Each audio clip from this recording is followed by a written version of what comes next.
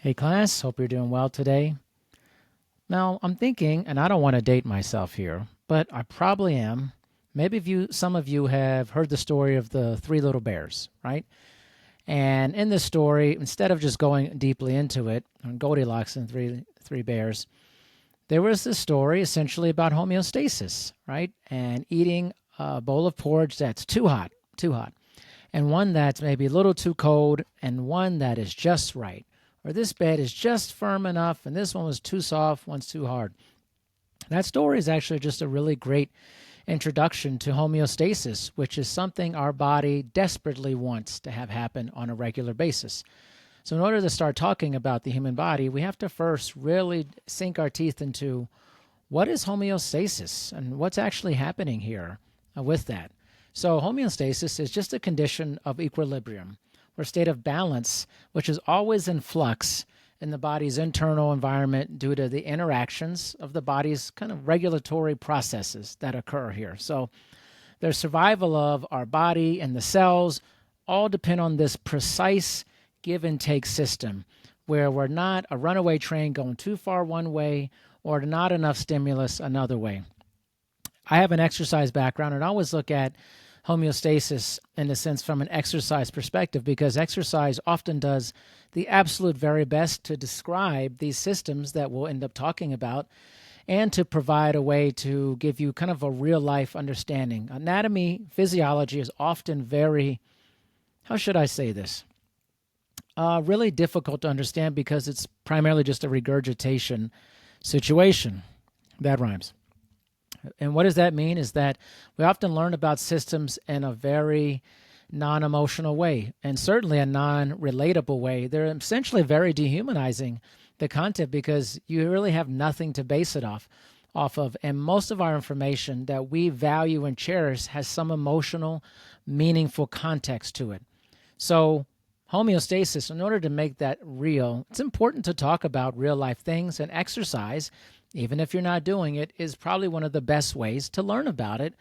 And you're moving your body pretty regularly, moving around different things. It just explains that our environment is changing. When you move, when you're physically active, when you exercise, you are causing a stimulus to occur that requires some changes that happen.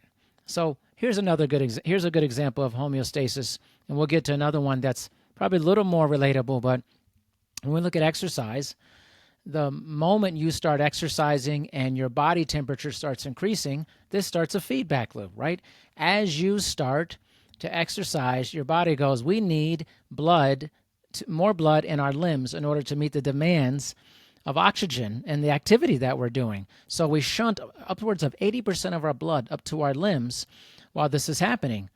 Newsflash, this is also why eating before you're working out is not a good thing because your body's confused. It's looking for that blood to come back to the digestive system to help to digest your food. Instead, you're exercising. So, yeah, a very relatable thing there.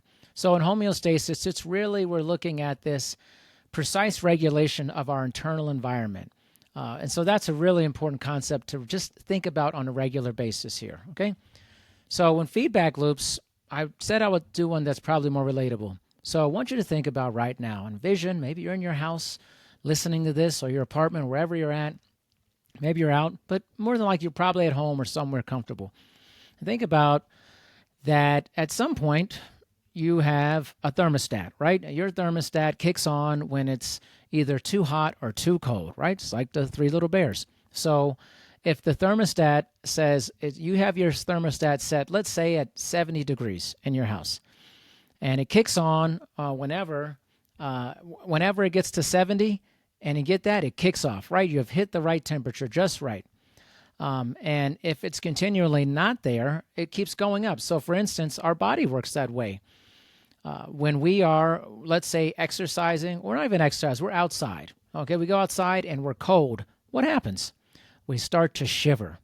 Shivering is a way for our body to create homeostasis. Shivering helps to increase our body temperature, to warm us up. Your thermostat does the same things. Too cold, kicks on the heat, gets warmer. Now, this is another great thing about being active and moving because if you're outside and you want to get warm, standing still is probably the worst thing you can do. What's the best thing you can do? Start walking around, maybe even jog a little bit, skip around. Watch your body temperature increase dramatically. I always find this when I go out for a morning run, and let's say it's 51 degrees, 50 degrees. It's cold to me when I start out. And I'm wearing a big jacket or not a big jacket, but, just wearing something like I'm wearing now, right? And I'm fairly cold. I got gloves on, and about 10 minutes into that run, I'm shedding the gloves, shedding the jacket. Why? Because the body has all of a sudden started heating up from movement. Now, what happens when I start to overheat? My body starts to sweat. Our negative feedback loop kicks in. Now I'm too hot. I need to cool down. Sweating is a cooling mechanism. In your home, when it gets too hot, right, the AC kicks on and it cools the place down. See, your body is just like a lot of the mechanisms that we've created actually in our existence. The body is truly an incredible machine. So that feedback loop is essentially just a cycle of events in which the status of body condition is just monitored. It's evaluated, it's changed. Think about your life this way. If something is going too far one direction, you don't like it, you make a change. You provide an intervention that pulls you back more towards the balance. The problem is we often live in not enough stimulus or too much stimulus. The goal is to get back to homeostasis. That's really important. So how is this monitored, this feedback? Often just through receptors. The receptors in your body monitor and control conditions. So it sends an input to the control center. Think of this control center as the master control center.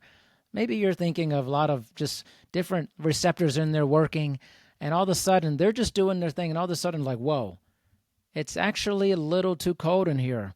How about we heat the big guy up here? Or it's too hot. We got to cool him down, right? So our control center is essentially a set of range of values, which it's controlled. And this is the value saying, hey, we should be within this range.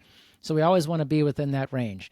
And then we have effectors, which these are body structures that receives output from the control center and then produces the response. So think about it this way. The receptor is the monitoring system, right? The control center says, hey, we have something going on. We got to put out a signal. The effector receives that output from the control center, then makes the changes in that condition. So there you go. Your negative feedback loop, which is homeostasis in its finest. And think about all of our systems are doing this within our body. Our systems work in aggregate. Without you even knowing, right now, you're listening to me talk to you about this. There is an internal universe happening inside your body that is monitoring things regularly. Think about also all of the involuntary things that happen. Your cardiac and respiratory center in your brain, which is helping you to breathe and beat your heart on a regular basis while you're asleep. Imagine if you had to do that yourself. Probably pretty bad for most of us there. So there's an incredible amount of range that is happening, and our body's always trying to keep us there. So one, we don't contract illness, or two, die. Pretty important, right? Now, what about if the feedback loop is something that is a positive feedback loop?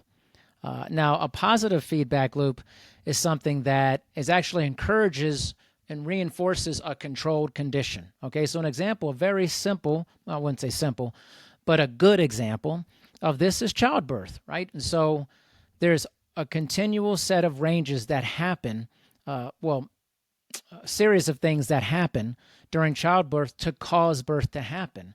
Your body doesn't use a negative feedback loop during childbirth, or else it just wouldn't happen.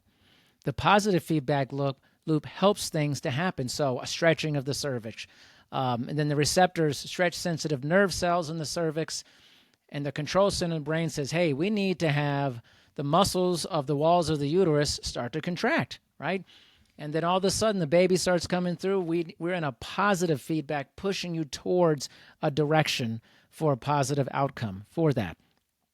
Problem is, in some things that happen that are really difficult, is that these directions push you in directions you shouldn't be in. This happens often with autoimmune diseases, where the body doesn't recognize its own inventory. So it's, oh, this must be foreign, and then it creates a feedback loop to try to destroy something that's actually you for that. So feedback loops are a built-in system to keep you in balance and equilibrium, but sometimes especially for something like childbirth, we want to continue a certain stimulus for a while to achieve a desired result.